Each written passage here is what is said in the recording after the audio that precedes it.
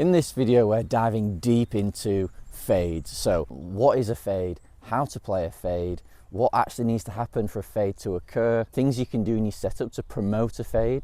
And if you hang around until the end, then I'm going to explain the difference between what amateurs do to fade the ball and what tour pros do. So let's just get straight into it. So what even is a fade? It's a valid question. Not everyone actually understands exactly what a fade is. Fade is a shot that for me as a right-handed player, when I make contact with the ball is going to set off to the left of the target.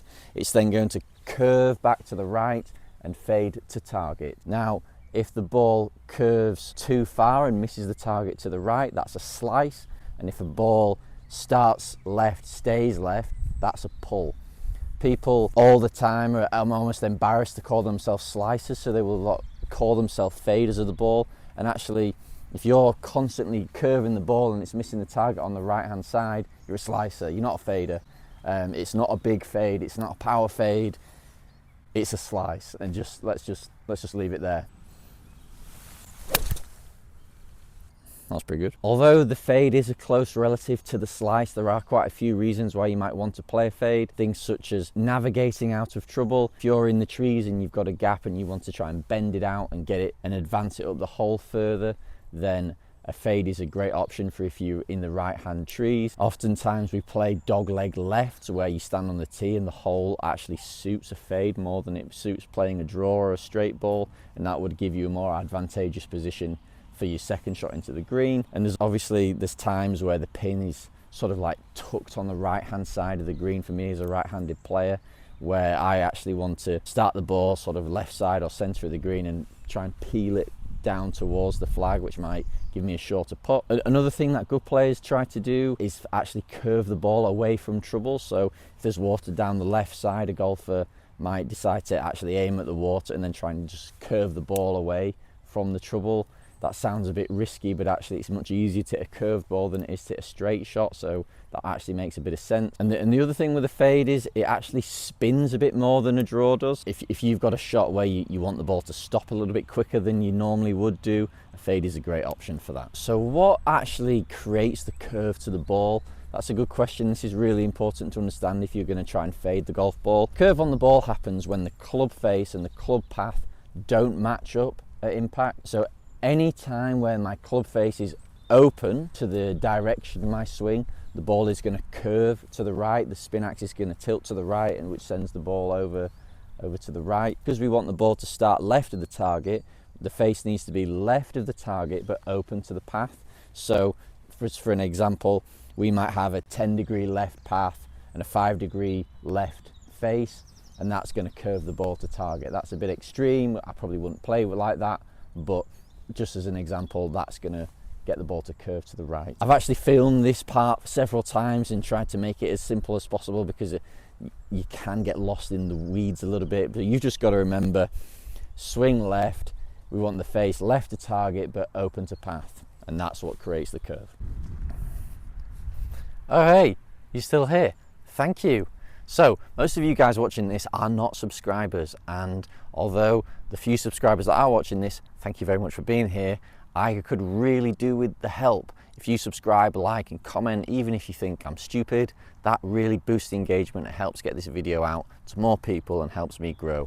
So anything you can do to help, that'd be great. So now we understand actually what a fade is, why we'd want to hit a fade, and actually what needs to happen at impact to hit a fade, we can start to talk about what we're going to do in our technique to encourage that ball to curve left to right. First thing I'm going to do is actually just move the ball forward in my stance. As the ball moves forward towards the lead foot, what happens is it actually moves further up the arc of the swing. So if the ball's back in my stance, I'm much more likely to hit from the inside. If the ball's really forward in my stance, I'm going to catch the ball more as the club's exiting to the left pass. So I might just move the ball sort of 1 or 2 balls further up in my stance. It's going to help drag the path left. What I'm going to do when I do that though is I'm still going to keep the club face pointing at my target, or even just slightly left of it. Easy thing to do here would actually, as the ball moves forward, it would be to shut the face, and we don't want to do that because we do need the face open to the path. The second thing is the obvious one, and that's just move my alignment to the left, so open my stance a bit.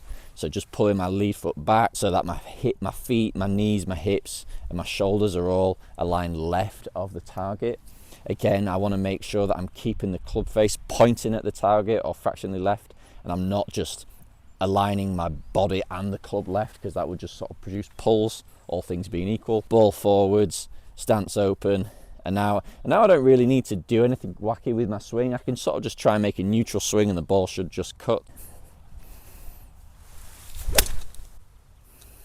That's pretty good. At the angle of my divot there, it's sort of left. I've not tried to cut across that at all, but because I've moved the ball forwards and angled my feet left, that's just moved the direction of my swing left of target, which is what we need in order to create that left to right spin, to create that fade. That is a cracking divot, that. I really prefer for people to try and shape the ball as much in the setup without manufacturing the swing very much. Some people will aim straight and then just manipulate the swing, throw it outside, cut across it with an open face, and can fade it like that, which is fine if that's how you choose to do it, but I actually find it's more consistent just to adjust your setup. So if I was going to play just like a stock soft fade, I would just change my setup. I wouldn't change any in-swing thoughts. But if changing the setup isn't doing it enough for you, if you're a hooker or a drawer of the ball and you still can't get it to cut, what you have to do is actually change some sort of swing ideas. There's a big difference between the way a tour player like McIlroy plays a fade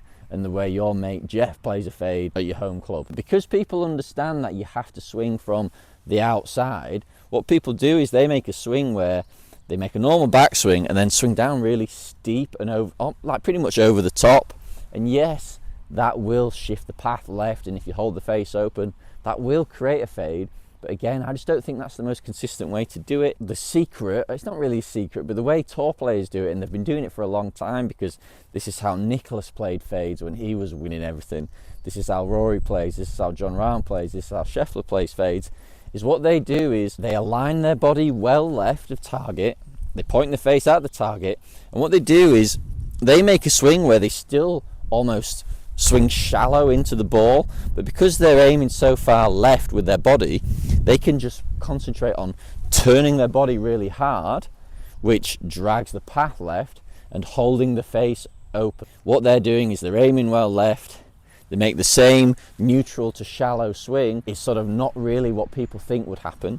They still make it, but you've never ever seen Rory swing with a steep shaft, ever. That has never happened. He's aiming well left, he's making his same neutral shallow swing, but then what all he's thinking about is turning really hard with his body, because that drags the path left, and then just holding it off into the finish. So you'll see players like McIlroy and Scheffler, when they're swinging through, you can sort of see that they've held that club off, and that's the telltale sign that they're trying to cut it. They're not swinging over the top to get the path left, they're just aiming left, still making a nice shallow swing, but exiting a bit harder with rotation through the ball, and then holding it off into the... You have to be careful with this, because what you are really doing is manipulating the face at impact. You're trying to stop that face turning over, you are trying to hold it off. You have to go and practice this at the range or out on the course on a Friday afternoon. You've got to go and find out for yourself, how open do you have to feel it is in order to get the ball to start left and drift right. For some people that will feel like it's mega held off, other people it will feel pretty natural.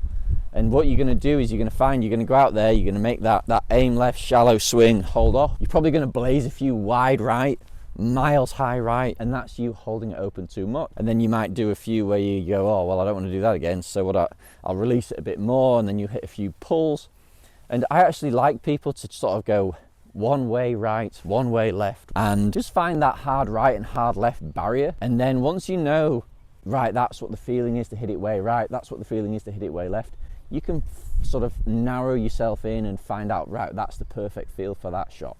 So this does require practice. Anytime you're manipulating the fight, it requires a bit of work and a bit of graft, but that's okay. We're trying to be better players, so we know that. So yeah, you've got to get to the range or get out on the course in a friendly game and just experiment with that. We're no longer trying to hit fades where we're swinging outside. We're just going to align our body way left, swing shallow, exit hard left with an open face. Think about that Arnold Palmer hold off. Seve in the day, he always was sort of doing those manipulated follow-throughs. You see McIlroy do it a bit now, and Scheffler definitely does it a bit now, so it's all in that practice. You go out there, no more of this shallow fades, exit left, hold it off, and you two can play that tour player fade.